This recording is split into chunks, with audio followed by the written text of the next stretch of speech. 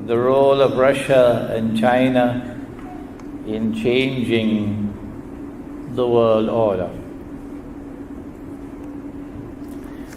I consider it to be a mysterious world because the world order is constituted by a mysterious alliance of Zionist Jews and Zionist Christians who control power in today's unjust world order. And they are hell-bent on preserving their rule over the world by hook or by crook, and will not allow Russia and China or any combination of other states to seek to succeed in dislodging them and to create a new world order that would have justice for the world. Our view, which is from an Islamic eschatological perspective, and let me pause to explain what is eschatology. Every Malaysian Muslim knows about ilmu akhirul zaman. Well, the big and complex word for ilmu akhirul zaman is eschatology. Ilmu akhirul zaman, or the study of the end time, the study of the end of history. Our view from the perspective of Islamic eschatology or ilmu akhirul zaman is that this present world order, Zionist-dominated world order, is so hell-bent on preserving its rule over the world and taking its messianic mission to full spectrum dominance, as Dr. Muzaffar has just mentioned, that they are prepared to provoke world war. They are prepared to face the destruction of most of the known world today. It doesn't matter to them what damage is done. What they want is to continue to rule the world until the end of history. This is our Islamic eschatological perspective. In fact,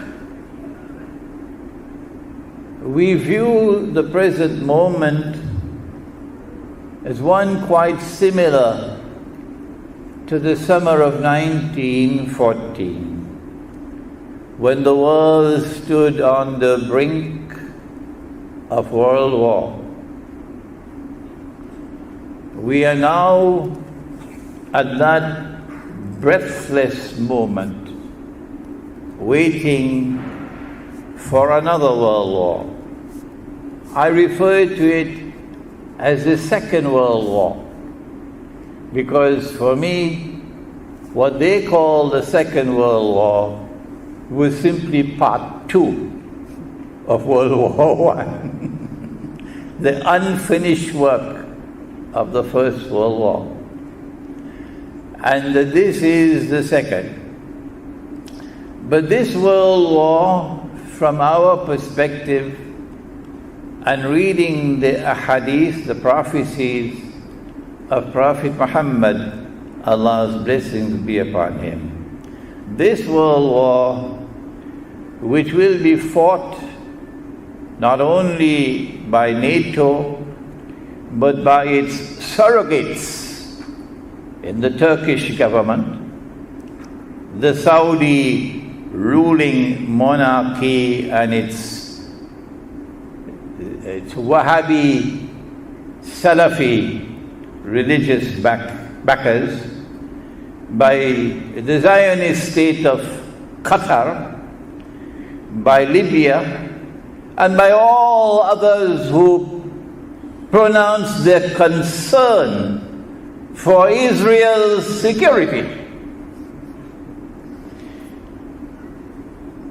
This world war that's coming will target not just the world of Islam, in order for Israel to subdue its immediate geographical region, the Arabs, but more importantly, that this coming world war will target Russia and China.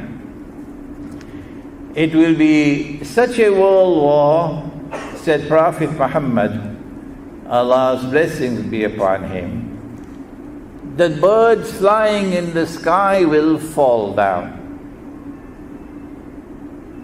which appears to me to anticipate nuclear war, with thousands of nuclear weapons perhaps being used, in consequence of which electronic devices and electronic warfare and cruise missiles and fighter aircrafts can no longer use space.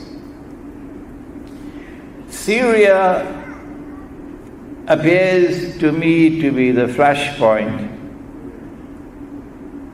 as Sarajevo was used as the flashpoint in 1914. And Israel is pouring more and more fuel with her aerial strikes on Syria, anticipating that eventually it will provoke a response, either from Iran or from Russia or from both.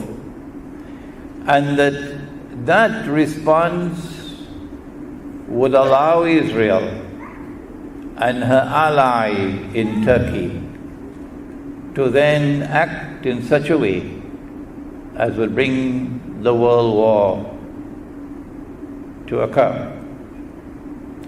Prophet Muhammad, Allah's blessings be upon him, described that world war as the malhama, and he spoke about malahim, indicating that it won't be one war, but perhaps a series of wars which will culminate with the greatest war mankind will ever experience. In order for us to understand the reality of the world today and to appreciate the viewpoint that we are now breathlessly located at that moment in time, which is similar to the summer of 1914, and that we are about to witness world war,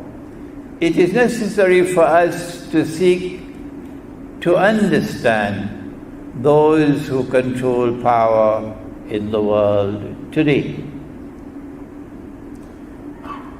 They are a people who are located in European civilization, but not all of Europe. It is crucial for us to understand that they are located in Western Europe, and from Western Europe to the United States and to Australia, etc. And so Russia is Eastern Europe, and China is not European at all. Those who control power in the world today must be understood not only in terms of geography, but also in terms of religion. Western Europe follows a breakaway faction of the Christian religion. When Constantine became Christian, he moved his capital from the pagan city of Rome, the pagan city, to Constantinople. He built from what was originally there, the new city of Constantinople. And so this became the heart of the Christian world, Constantinople.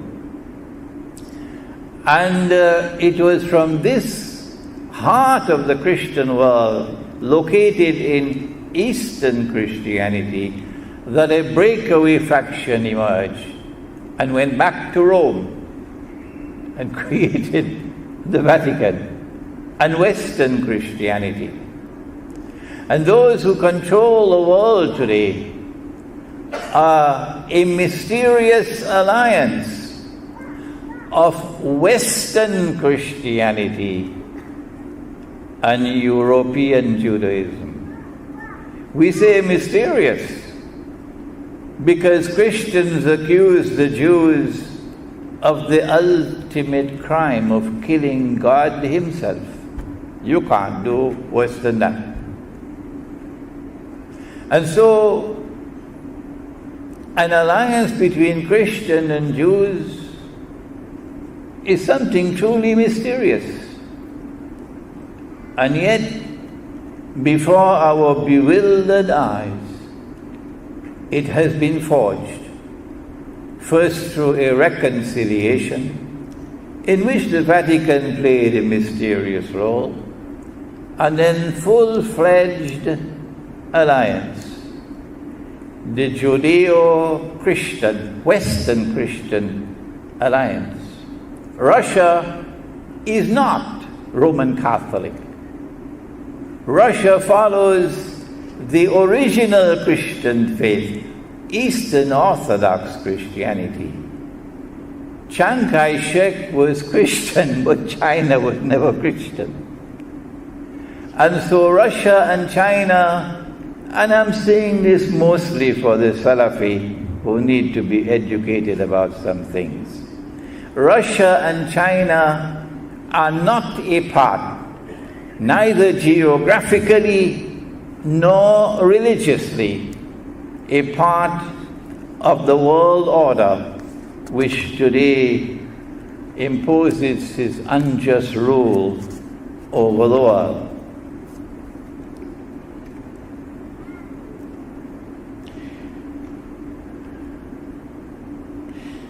The fact that Eastern Christianity has survived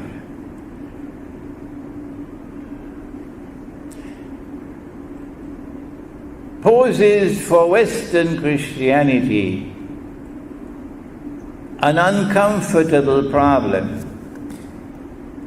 Theirs is not the sole Christian voice. That there is another Christian voice with a claim to Jerusalem, for example. And so Western Christianity and European Judaism are very, very, very uncomfortable about the existence of an Eastern Orthodox Christian church in Russia and in Eastern Europe. This mysterious alliance of Jews and Christians in Western Europe acted in a way that was very un-Christian and un-Jewish. For example, it was this alliance of Jews and Christians who created modern Western civilization, which then embarked upon building a new paradise in the Western Hemisphere. And they needed labor to build a new paradise. And so they created a market for slaves.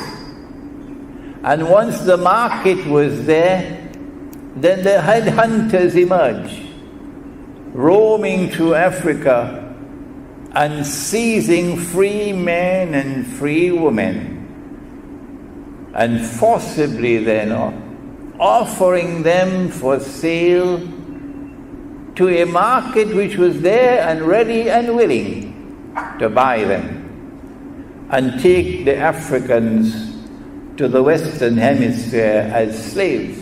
This was not Christianity. This was not Judaism. What a strange new religion. Russia was never a part of the slave trade. I hope the Salafis are learning a few lessons now. Nor was China ever a part of that most brutal form of slavery it was ever the misfortune of mankind to experience.